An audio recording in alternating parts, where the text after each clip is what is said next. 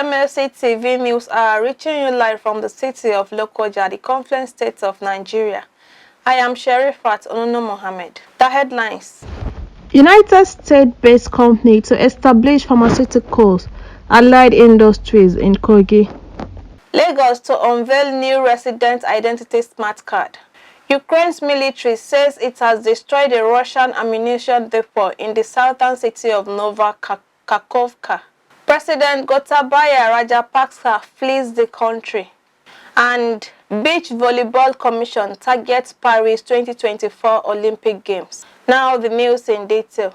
KOGI State Governor Yahaya Bello receives a delegation of investors from the state of Delaware, the United States of America, who are in the state to partner with the government to build a pharmaceutical company.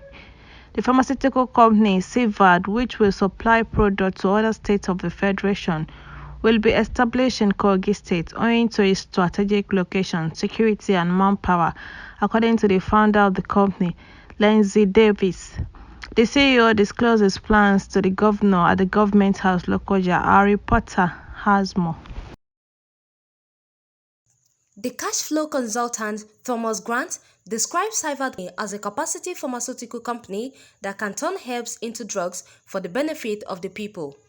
He said it's in his interest that the company and the state government come together to make KOGI one of the most powerful states in Nigeria through healthcare and technology, where drones can deliver to the most remote area in Nigeria. If we want to do anything in Africa, the first place they have to start is the state of KOGI in the Federal Republic of Nigeria, and you have to be willing. And not just starting in KOGI State, but the people of KOGI State. These are what they need. Are you open? Are you willing? If in the sense of distribution, to build a distribution center in KOGI State, that beginning with the 9 states that surround KOGI State, that KOGI State can begin to supply those states. His answer to me was, I am willing. The president and CEO of CVAD Pharmaceutical Company, Lindsay Davis, commended Governor Bello for the invitation and hospitality. He said his organization is in KOGI to bring development in agriculture, technology, manufacturing, and to educate people on how to prevent sickle cell. We'd like to thank the governor for inviting us. Since we've been here, we've been treated, I should say, excellently. Thank the governor for that. But our goal was coming here to get an idea how we can really help KOGI State, how we can really help KOGI State develop, agriculture, develop technology as far as with developing vaccines, developing other type of medicine. We also have a sickle cell rapid test, which some of the technology that we have with our team, we believe that we'll be able to help monitor some of the sickle cell and help save lives, and and give more education to how to prevent the sickle cell. He noted although the company was in Africa some 30 years back, he was optimistic that this period will be different, owing to the energy, relationship, and what he has been told about the governor's leadership acumen. With our technology, our commitment is really to help you, do what you already started to do, but do it in such a way that Nigeria can be a country when it comes to technology, when it comes to agriculture, when it comes to, manufacturing, product that can be the center to shipping product within Africa and then all over the world. The delighted Governor Yahaya Bello said that KOGI State was on a path of development as it continued to witness business interest from internationals. He assured them that their personnel, investments, and every other thing shall be adequately secured. We're doing our best to ensure that education, health, agriculture, other infrastructures are being put in place within the limit of our resources. So, you're coming at a good time, that we are taking the state from the scratch then it means we shall build together and grow together. Governor Bello promised to give them the necessary cooperation to ensure that they invested safely in a bid to further encourage other investors into the state, and that his government is doing its best in health, education and agriculture by putting in place the needed infrastructures. He advised that despite their interest in profit-making, they should ensure that they give their host communities a sense of ownership, adding that there will be a nexus between the state government and the United States business community. This can happen. I believe in my capacity, in our capacity, and we can make it happen. The Commissioner for Finance, Budget and Economic Planning, Asiwaju Asiru Idris, also commended the investors and thanked the government of Delaware for giving recognition to the youngest governor of the state. Looking at what the governor has been doing in KOGI State, which they can see, and it's also in line with what he is doing as the executive of Newcastle, that they believe they can set aside a day for Governor Ayabilu in Newcastle. And on that, they declare November 19 every year as Governor Yaya Bello Day in Newcastle in US. That alone shows that we are dealing with the right people. Cyvad is a United States-based billion-dollar company that came to Kogi State with plans to establish a world-class pharmaceutical industry, agricultural and other allied industries in the Confluence State, with a plan to commence operation in no distant time. Khadijat Mohammed, reporting for MLC TV. The Lagos State government has announced that it is set to inaugurate an upgraded resident identity smart card for citizens of the state. The General Manager of Lagos State Resident Registration Agency, Ibilola Kasumu, made this announcement on Tuesday, adding that the new card will be inaugurated in all 4 divisions of the state. Kasumu also noted that the smart card can be used by owners as a payment card for services across multiple vendors, including buses, ferries, and supermarkets in the state. She said the new LAG identity card will be launched on Wednesday, July 20 by the Lagos State Governor, Babajide Sanwo-Olu, at the Police College, Ikeja GRA, and it will be launched simultaneously across the 5 divisions of the state: Ikeja, Badagry, Ikorodu, Lagos Island, and Epe. One of the key highlights of the day will include a live demonstration of the smart card, its benefits, as well as the unveiling by the governor. Kasumu also urged residents who registered before 2018 to upgrade their records before they will be given the new LAG identity card. The Lagos State government, through the State Parks and Gardens Agency, has unveiled its plan to plant trees across the state to ensure environmental sustainability. The General Manager of Last Park, Adetoun Popola, according to a statement on Tuesday, disclosed this at her office in Ikeja, adding that July 14 has been institutionalized and it is observed annually as Lagos State Tree Planting Day. She said they will continue to emphasize to the public that trees are vital parts of our natural environment and immense contributors to human life. In addition to providing shade, trees produce oxygen and purify the air we breathe by removing harmful particles from the atmosphere. We must therefore learn to coexist in harmony with nature. And on politics, the new Nigerian People Party and supporters have condemned the destruction of Buki's campaign billboards within Lokoja by hoodlums.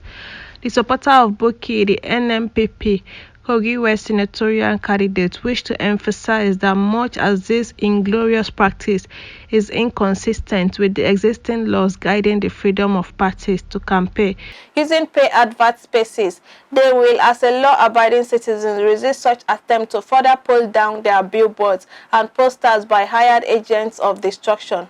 They will therefore not accept such spurious claims and insinuation that some discreetly elements responsible for this criminal and evil exploit.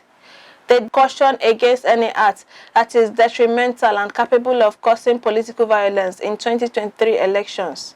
Lastly, Mohammed Ibuku Abubakar condemned the ugly situation in the state, saying that the reoccurrence of such developments will only succeed in pitching political parties against each other.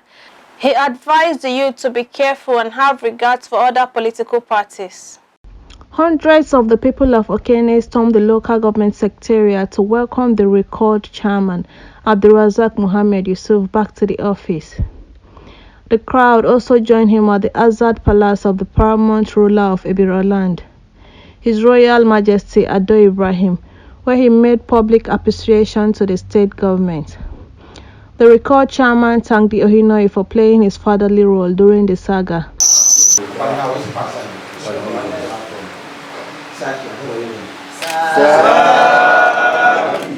The Ohinoi admonished him to be proactive in terms of security and see to it that the welfare of the local government workers tops his priorities.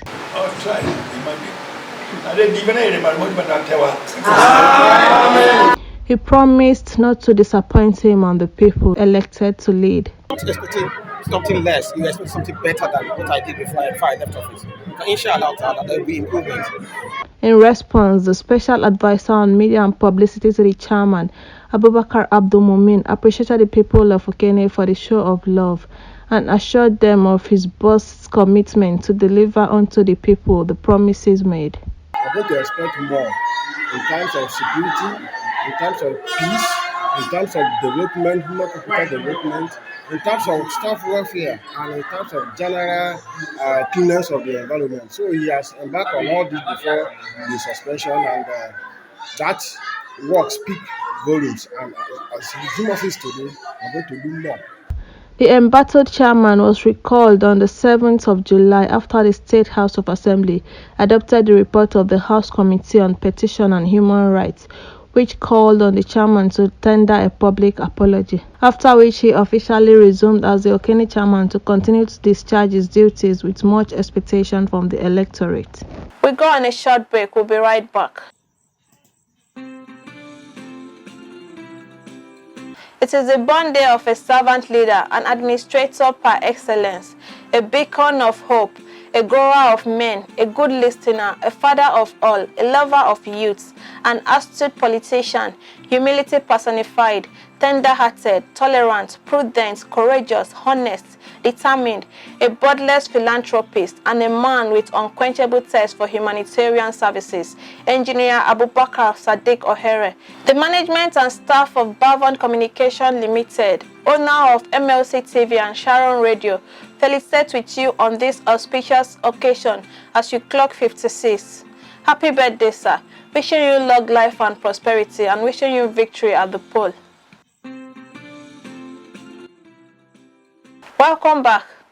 And on foreign, President Gotabaya Rajapaksa has fled Sri Lanka on a military jet amid mass protests over its economic crisis. The country's Air Force confirmed the 73-year-old fled to the Maldives with his wife and 2 security officials. They arrived in the capital, Mali, around 3 o'clock local time. BBC Sinhala understand Rajapaksa's departure ends a family dynasty that has ruled Sri Lanka for decades. The president had been in hiding after crowds stormed his residence on Saturday and has pledged to resign on Wednesday, 13 July. A source told the BBC that Rajapaksa will not remain in the Maldives and intends to travel to a third country. His brother, former finance minister Basil Rajapaksa, has also left Sri Lanka and is said to be heading to the US. As Sri Lankans awoke to the news, thousands of people took to the streets of the capital, Colombo. Many gathered at Gale Face Green, the city's main protest site, some listened to fairy speeches at a makeshift stage set up for ordinary people to take the mic. Sri Lankan Prime Minister Ranil Wickremesinghe has declared a state of emergency across the country and a curfew has been imposed in the western province. A spokesperson in his office said, Sri Lankans blame President Rajapaksa administration for their worst economic crisis in decades. Ukraine's military says it has destroyed a Russian ammunition depot in the southern city of Kakhovka. killing dozens of soldiers in an attack apparently involving US-supplied missiles. However, Russian occupation officials says homes and warehouses were hit, leaving 7 dead and up to 80 hurt. Ukrainian presidential aide Mykoilo Podolyak attributed the attack to the US supply HIMARS multiple rocket launcher and spoke of a reality collision for the world's second army. A Russian-installed official in the southern Kherson region, Katerina Gubareva, accused Ukraine of bombing peaceful cities with American weapons. Large areas of the Kherson region were seized by the Russians in the first weeks of the invasion, but Ukrainian forces have launched a counter-offensive while Russia has focused on its military push into Ukrainian territory in the east. Kyiv has urged residents to leave the area to escape the counter-attack. Vladimir Levoliev, who was put in charge of the Kherson region, told the Russian TASS news agency that dozens of residents had been left homeless and the city significantly damaged. Another Russian-backed official, Kirill Strimosov, said 7 people were still listed as missing. Over to Jonah Malik for the sports update.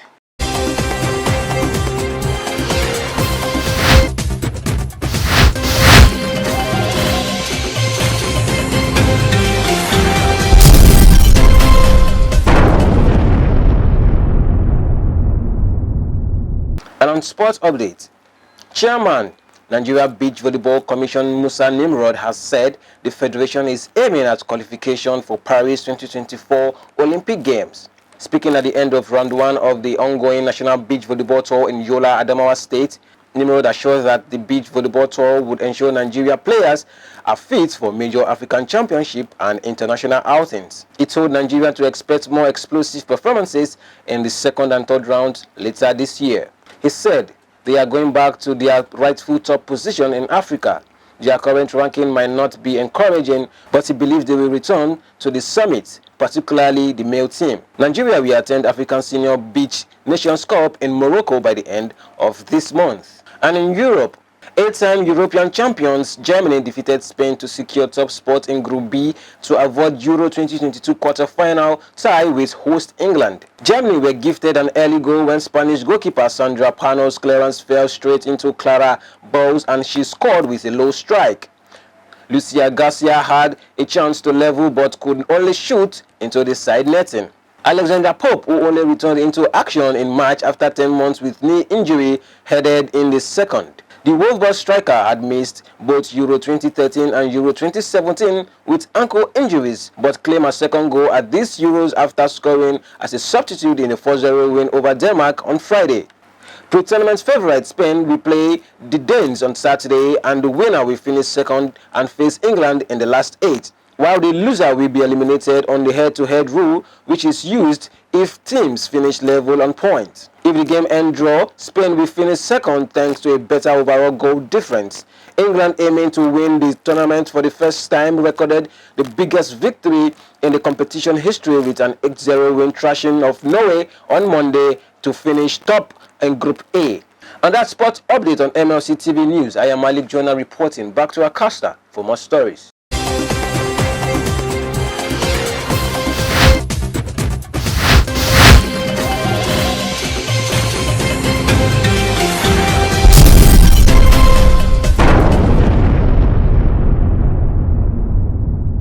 Thank you, Jonah, for the update.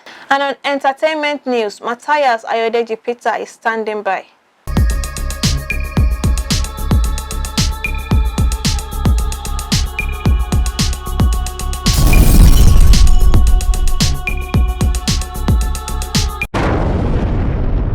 On our entertainment news, the Master Wahala director Amisha Dayani Ahuja has confirmed the new project in the works. The Lagos-based film executive announced on Tuesday that King of Boys star Shola Sobowale and comedian Brother Shaggy will star in an untitled production set to be filmed in India. Reacting to the announcement, the veteran actress also took to Instagram to share that she will play a dynamic role in the upcoming film. Brother Shaggy also confirmed his role via an Instagram post. While details of the film's plot remain under wraps, the filmmaker has repeatedly assured film lovers that it will outdo her debut film. She also hinted in a post shared on Instagram that the idea for the upcoming film was bettered amid plans for a Namaste Wahala sequel. Namaste Wahala launched on streaming platform Netflix last year February. The 2020 film was originally headed to the big screens but suffered delays due to the COVID-19 pandemic. And that is all on entertainment news today. My name is Matthias Ayodiji Peter, reporting for MLC TV News.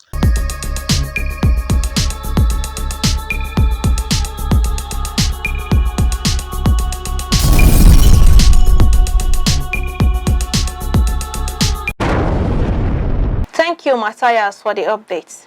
And that's the size of our package today. Join us tomorrow at this same hour to watch our news as we give you updates on happenings within and across the globe. Don't forget to subscribe to our YouTube channel, MLC TV. Like and follow our Facebook page, MLC TV, Instagram, MLC TV 2021, and Twitter at MLC TV1. For your event coverage, information, contribution, advert, and sponsorship, please call any of our numbers displayed on your screen. It's MLC TV, reaching everywhere, informing everyone.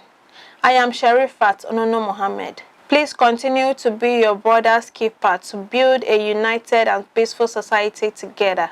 Good day and thanks for watching.